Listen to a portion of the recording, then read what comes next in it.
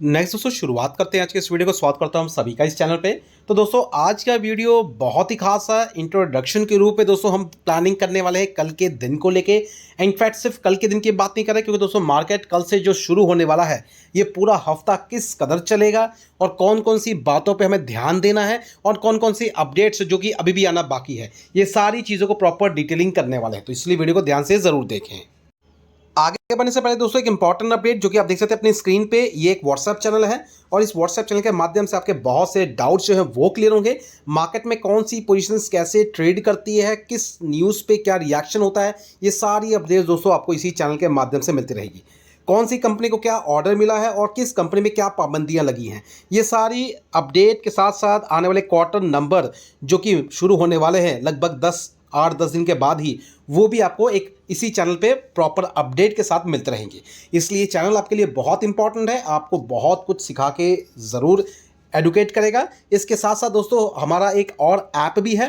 App की अगर बात करें दोस्तों, उस ऐप के माध्यम से एक प्रॉपर डिटेलिंग मिलेगी, आपको गाइडेंस मिलेगी कि कौन से स्टॉक्स पे क्या चीज़ें करनी है, कहाँ पे क्या पोजीशन लेनी है, किस लेवल से लेकर निकलना है, कैसे मुनाफा निकालना है। ये सारी अपडेट डेली बेसिस पे आने वाले नेक्स्ट दिन की प्लानिंग हम करते हैं, जो कि वीडियो के माध्यम से यहाँ पे अपलोड होती है। तो उसको भी ज़रूर वॉच करें। लेकिन इन चीज़ों को करने के लिए सबसे पहले बात करें दोस्तों, ये जो हमारा चैनल है व्हाट्सएप, इसका लिंक आपको मिल जाएगा नीचे डिस्क्रिप्शन बॉक्स में। करना सिर्फ इतना है, क्लिक करना है एंड फॉलो करना है। ये चीज़ होगी दोस्तों जो फ्री ऑफ कॉस्ट है। नेक्स्ट जो है ऐप, वो किस बात करें तो दोस्तों उसका भी लिंक आपको मिल जाएगा नीचे दिए डिस्क्रिप्शन बॉक्स में। लिंक पे क्लिक करके ऐप को डाउनलोड करना है। डाउनलोड करने के बाद प्रोसेस को फॉलो करना है एंड आगे की जो भी चीज़ें वो वीडियो के माध्यम से आपको वहाँ मिल जाएंगी, जो कि प्लानिंग को लेके होगी। तो ये दोनों चीज़ें आपके पर्सनल डेवलपमेंट के लिए बहुत ही ज़रूरी है। सबसे पहले दोस्तों जो कवर करने वाला पॉइंट बनता है वो है दोस्तों मार्केट की सिचुएशंस। और मार्केट की जो सिचुएशंस है, कह सकते हैं अभी फिलहाल एक ही चीज़ पे अटकी हुई है। और इन्वेस्टर्स की बात करें, बड़े बड़े फंड हाउसेस की बात करें, सबकी निगाहें एक ही बात पे टिकी हुई है दोस्तों, यूएस इंडिया के बीच में जो ट्रेड डील है उसका क्या हुआ और वो किस कदर तक, किस लेवल तक पहुंचा है और उसमें कितनी ज़्यादा कह सकते हैं चेंजेस नज़र आए हैं। अब इस चीज़ को अगर ध्यान में रख के अगर देखें तो अभी तक इतनी इन्फॉर्मेशन आई है हाथ में। बेसिकली अभी तक बात करें तो दोस्तों अब तक मार्केट में एज सच किसी भी तरीके का इस चीज़ को लेके कोई कंफर्मेशन अभी तक नहीं आया है। मतलब यूएस इंडिया के बीच में कोई डील अभी तक फाइनल नहीं हुई है, ऑनगोइंग चल रही है, ट्रेड टॉक चल रहा है। इस चीज़ को लेकर ध्यान में देखें तो 9 तारीख का डेडलाइन भी है, ये हर किसी को पता है। बहुत सी कंट्री के साथ सारी चीज़ें हो चुकी हैं। इसके साथ साथ दोस्तों अगर हम फॉरेन इन्वेस्टर्स की बात करें तो ये जो फॉरेन का जो इन्फ्लो है वो भी इसी बात पे टिका हुआ है। और इन्वेस्टर्स फॉरेन्स के वो भी इसी चीज़ को ध्यान में रख के, मतलब नज़र रखे हुए इन पे क्या चीज़ें निकल के आती हैं। लेकिन इतना ज़रूर कहना चाहूँगा दोस्तों, ये 6 जुलाई जो कि आज तक की अपडेट है, इसके मुताबिक अगर देखें तो अभी तक एज सच कोई प्रॉपर कंफर्मेशन हमें देखने को नहीं मिला।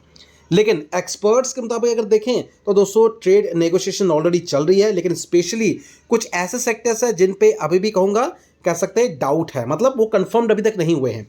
सेक्टर्स की बात करें जैसे कि आईटी की बात कर लें, फार्मा इंडस्ट्रीज की बात करें, ऑटो सेक्टर्स की बात करें, तो दोस्तों ये जो 3 से 4 सेंसिटिव सेंटर्स हैं ना, इनकी अगर बात करें दोस्तों, ये एक इंपॉर्टेंट फैक्टर पे है। क्योंकि आईटी की बात करें दोस्तों बहुत सा बिजनेस आता है।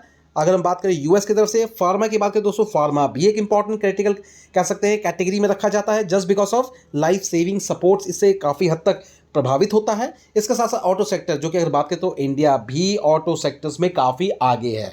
तो ये बातें हम अगर देखें तो काफ़ी इंपॉर्टेंट है। अब इसी चीज़ को नेगोशिएशन के तौर पे फर्दर ज़रूर ध्यान में रखा जा रहा है और मार्केट भी इसी चीज़ का इंतज़ार कर रहा है। इसके साथ साथ दोस्तों कह सकते हैं कुछ इंपॉर्टेंट नंबर्स, कॉर्पोरेट अर्निंग्स पे भी निगाहें टिकी हैं, जो कि आने वाले हफ्ते से शुरू होने वाला है। बात करें सबसे पहले कॉर्पोरेट अर्निंग्स जो हमें दिखेंगी वो बेसिकली टीसीएस आईटी सेक्टर को जो रिप्रेजेंट करता है उन पे निगाहें हैं। उससे पता चलेगा कि आईटी सेक्टर्स के बाकी जो स्टॉक्स हैं उनमें किस तरह से मूवमेंट आ सकती है, क्या नंबर्स आ सकते हैं। साथ साथ एवेन्यू सुपरमार्ट जिस तरीके का मोमेंटम हमें देखने को मिलने वाला था, ऐसी उम्मीद हर कोई लगा के रखा हुआ था। लेकिन मैनेजमेंट के द्वारा ये चीज़ें बताई गई है कि फिलहाल क्वार्टर 1 के नंबर जो कि 2026 के होने वाले हैं वो भी इतने कुछ खास नहीं होंगे। तो मार्केट के सेंटीमेंट्स को ये थोड़ा बहुत बिगाड़ सकते हैं, लेकिन समहाउ सेटल डाउन हो सकता है अगर मार्केट में अच्छी खबरें आगे जो कि ट्रेड को लेके हैं। इसके साथ साथ दोस्तों कुछ ऐसे स्टॉक्स हैं जिन पे भी नज़र रहेंगी और वो बेसिकली डिपॉजिट से जुड़े हुए स्टॉक्स हैं, क्योंकि अगर हम फ्राइडे की बात करें तो दोस्तों कुछ ऐसे स्टॉक्स हैं जहां पे आपको गिरावट देखने को मिलती है ऑलमोस्ट लगभग 6% से भी ज़्यादा।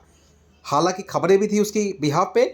जेन स्ट्रीट जो कि एक तरीके का एफआईज है, अगर बात करें मार्केट में इन्वेस्ट करता है, इनकी डिरिवेटिव की वजह से दोस्तों कह सकते हैं जो इन्होंने पोजीशंस ली थी जिनको अपर साइड के ऊपर लेने के बाद इन्होंने सेल आउट किया था, मतलब शॉर्ट किया था जिसको अगर कहें, जिसकी वजह से कह सकते हैं निगाहें इन पे बनी सेबी की। और अगर बात करें तो इसकी वजह से कह सकते हैं लगभग 12,000 करोड़ का वाइप आउट भी हुआ अगर इस स्टॉक्स की अगर बात करें।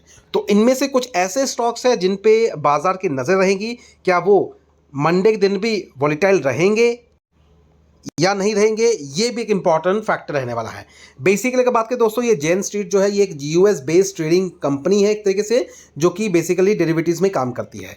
अब अगर बात करें तो एक्सपर्ट्स के मुताबिक जो चीज़ें देखने को मिली है, जो कि अगर देखें तो सीडीएसएल इसमें गिरावट हुई थी, बीएसई की बात करें या फिर एंजल वन की बात करें, ये तीनों ही स्टॉक कह सकते हैं काइंड ऑफ मार्केट से रिलेट करती है, मतलब डिपॉजिटरी कंपनी है और साथ साथ स्टॉक मार्केट से रिलेटेड जो डीमैट अकाउंट कंपनी है जो अकाउंट खोलती है उनसे भी रिलेट करती है। तो अब यहाँ पे मंडे के दिन की गिरावट बहुत मैटर करती है। अगर इसमें फर्दर गिरावट होती है, जो कि अगर इस न्यूज़ का असर आगे भी अगर होता है, तो इतना कहूँगा ज़्यादा से ज़्यादा लगभग 2 से 3 दिन तक का ही रहेगा। तो करना क्या है ये आप समझ चुके होंगे, तो ध्यान रखें, प्रॉपर स्टडी करना इसलिए कहता हूँ बहुत ज़रूरी है।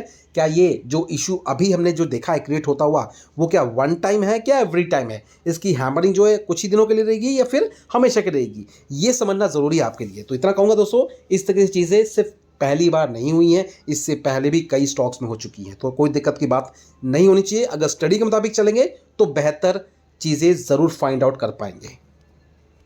इसलिए नज़रें कल के दिन ज़रूर रखें, अगर कुछ होता है तो ज़रूर इसके बारे में प्रॉपर प्लानिंग ज़रूर करें।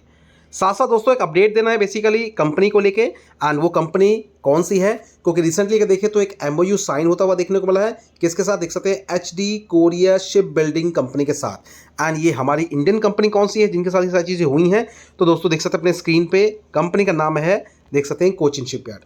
तो कोचिन शिपयार्ड के साथ एक डील हुई है, एमओयू साइन हुआ है बेसिकली बिजनेस को लेके। ग्लोबल लीडर है in shipping and marine engineering की अगर बात करें, जिस कंपनी के साथ डील हुई है। आने वाले समय दोस्तों इस तरीके के इम्पैक्ट जो है, जो एमओयू होते हैं जो साइन किए जाते हैं, ये बेसिकली बिजनेस को इंक्रीज करते हैं, जिसके माध्यम से स्टॉक्स की मूवमेंट भी होती है। तो ध्यान रखें, इस पर भी कल के दिन नजर जरूर रखें। इसके साथ साथ दोस्तों अगर हम रिपोर्ट्स देखें तो कुछ और अपडेट्स आई हैं, देख सकते हैं ये रिपोर्ट्स जो हैं 5 जुलाई की है, जो कि अगर देखें बीते हुए कल के दिन की है। एक्सपर्ट्स के मुताबिक देखें तो डिक्सन के साथ साथ कुछ और ऐसी कंपनियां हैं जिन पे आपको अच्छा खासा सीएजीआर मेंटेन होता हुआ नजर आएगा, और ये लगभग 125% तक भी जा सकता है। इसको इसलिए राडार पे ज़रूर रखें, इस पर स्टडी ज़रूर रखें। वॉचेस में चाहे तो ऐड करके चल सकते हैं। अगर हम बात करें तो दोस्तों कंपनी ने अच्छा रिटर्न दिया है, अभी तक सीएजीआर मेंटेन किया है, जो कि लगभग 40% से भी ज़्यादा है।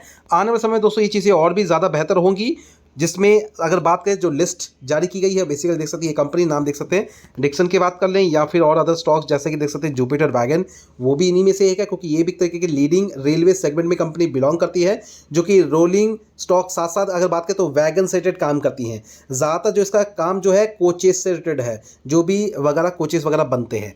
और रिसेंटली भी देखें तो कंपनी को कह सकते हैं प्राइवेट कंसर्न से भी ऑर्डर मिला है, तो ये एक बहुत बड़ा कंसर्न पॉइंट है, जिसकी वजह से ये भी स्टॉक जो है नज़रों में है। साथ साथ बात करें तो दोस्तों ओलेक्ट्रा ग्रीन टेक भी सबकी निगाह है, क्योंकि दोस्तों जिस तरह से कह सकते हैं रिप्लेसमेंट हो रहा है ईवी सेगमेंट में, तो दोस्तों बसेस का भी काफ़ी बड़ा योगदान होगा। हर एक स्टेट से दोस्तों ये सारी चीज़ें इंक्रीज हो रही हैं, इसलिए इस पर भी ध्यान रखें। साथ साथ दोस्तों अगर बात करें तो जीटीएल इंडस्ट्रीज पे भी ध्यान रखें, क्योंकि ये भी तरीके से कह सकते हैं प्रोक्योरमेंट में है, प्रोड्यूसर में है, इलेक्ट्रिक रेसेंस प्रोवाइड करती है, जो कि बेसिकली अगर बात करें तो स्टील पाइप से भी बिलोंग करती है, ट्यूब्स वगैरह भी बनाती है, तो इस पर भी ध्यान रखें, जो कि ज़्यादातर यूज़ होते हैं ऑटोमोबाइल इंडस्ट्रीज़ में और इंफ्रास्ट्रक्चर में। और इंफ्रास्ट्रक्चर डेवलपमेंट की बात करें तो इंडिया का इंफ्रास्ट्रक्चर डेवलप और भी आगे इंक्रीज़ होता हुआ नजर आएगा। ऑटोमोटिव इंडस्ट्रीज़ की बात करें दोस्तों, ये भी काफ़ी हद तक अच्छे कह सकते हैं सेक्टर्स हैं। हालांकि कुछ चीज़ों की वजह से अभी अटके पड़े हैं, लेकिन ध्यान देने की ज़रूरत है, नज़र रखेंगे चीज़ें आपको ज़रूर समझ में आएंगी। तो इस पर भी चाहे तो अपने फोकस पॉइंट ज़रूर बनाएं। तो ये सारे स्टॉक्स हैं जिन पे आपको वॉचेस में चाहे तो इसको ऐड करके आगे ज़रूर देखना चाहिए।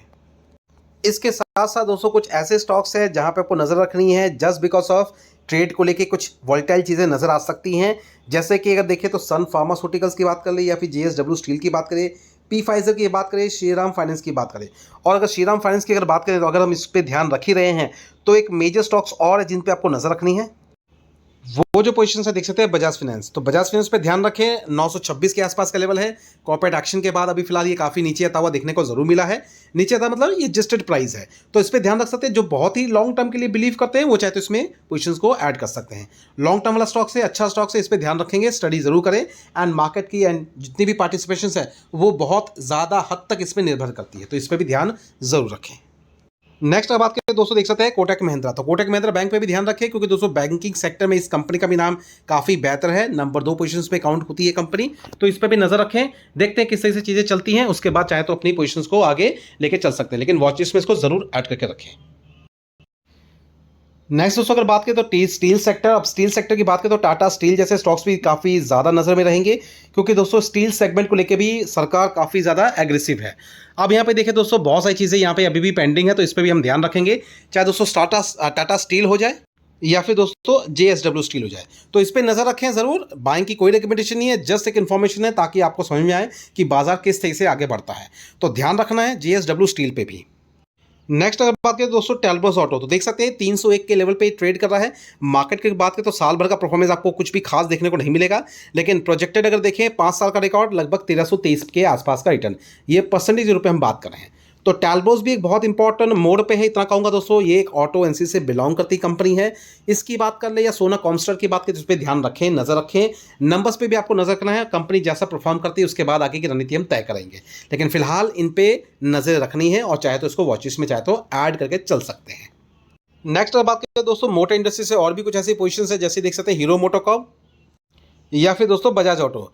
अगर इन दोनों स्टॉक्स की बात करें तो इस पर भी नजर रखें दोस्तों। ये देख सकते हैं अच्छे परफॉर्मेंस के साथ है, लेकिन रही बात दोस्तों समय इसमें भी लगेगा बिकॉज इंटायर ऑटो सेक्टर्स में थोड़ी बहुत चीज़ें अभी इतनी ज़्यादा एग्रेसिव नहीं है, तो ध्यान रखें। अगर पॉलिसीज़ में कुछ सुधार होता है तो हद तक असर इस पर पड़ेगा, चाहे वो दोस्तों बजाज ऑटो हो जाए या फिर हीरो मोटोकॉर्प हो जाए या फिर ऑटो एनसीज वाले स्टॉक्स हो जाए, तो नजरें तो ज़रूर बना के रखें इन पर। नेक्स्ट दोस्तों अगर बात करें रीडा IREDA, जो कि एक रिन्यूएबल सेक्टर से कंपनी बिलोंग करती है।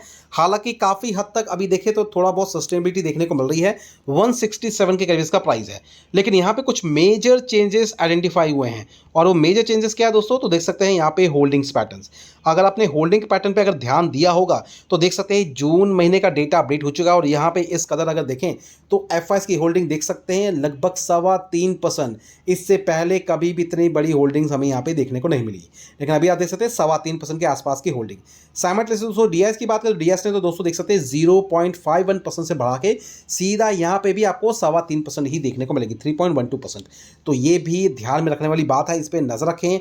देखते हैं मार्केट में चीज़ें किस तरह से चीज़ें चलती हैं, क्योंकि अगर गवर्नमेंट की बात करें तो सरकार अभी फिलहाल फिर से ज़्यादा एक्टिव हो चुकी है। किस चीज़ को लेके, रिन्यूएबल सेक्टर्स में सोलर रूफ टॉप को लेके जो भी चीज़ें आगे स्कीम लाई की थी उसको फिर से और ज़्यादा प्रबल तरीके से काम हो रहा है, इसलिए इन स्टॉक्स पे ध्यान रखा जाएगा, क्योंकि ये जो कंपनी है बेसिकली फाइनेंस करती है रिन्यूएबल सेगमेंट पे, तो ध्यान रखना है। IREDA भी आपके नज़रों पे होना चाहिए। आगे आने समय में दोस्तों देखते हैं कंपनी क्या परफॉर्म करती है, कैसे नंबर्स देखती है, उसके बाद चीज़ों को आगे ज़रूर हम डिस्कस करेंगे। तो फिलहाल ये सारी चीज़ें इस पर नज़र रखें। अब नेक्स्ट जो है हमारा एक वीडियो आने वाला है जो कि हमारे ऐप में आएगा, उस पर भी ध्यान रखें, क्योंकि वो पूरी तरीके से कल के दिन की प्लानिंग को लेके कौन सी पोजीशंस पे हमें ध्यान रखना है, किस लेवल पे रखना है, किस लेवल से लेना है और किस लेवल से निकलना है, ये सारी चीज़ों के बारे में हम अपडेट और बातें वहाँ पे करेंगे डिस्कशन के रूप में। इसलिए उस चैनल को भी फॉलो करें। अगर आपने अभी तक उसे डाउनलोड नहीं किया है तो लिंक आपको मिल जाएगा नीचे दिए डिस्क्रिप्शन बॉक्स में, क्लिक करना है लिंक पे, डाउनलोड करना है। उस ऐप को करने के बाद प्रोसेस को फॉलो करें, आगे रणनीति को समझना है, जो कि आपके लिए बहुत ज़रूरी है, बहुत डेवलपमेंट के लिए बहुत अच्छे तरीके से आपको चीज़ें इंक्रीज करके दिखाएगा। इसलिए ज़रूर उसे फॉलो करें और डाउनलोड करें, और साथ साथ हमारा जो चैनल है व्हाट्सएप चैनल उसको बिल्कुल ना भरें, उसका भी लिंक आपको नीचे डिस्क्रिप्शन बॉक्स में मिल जाएगा। तो चलिए फिलहाल अभी वीडियो को एंड करते हैं, मिलते हैं अपने नेक्स्ट वीडियो में। Thank you watching and bye.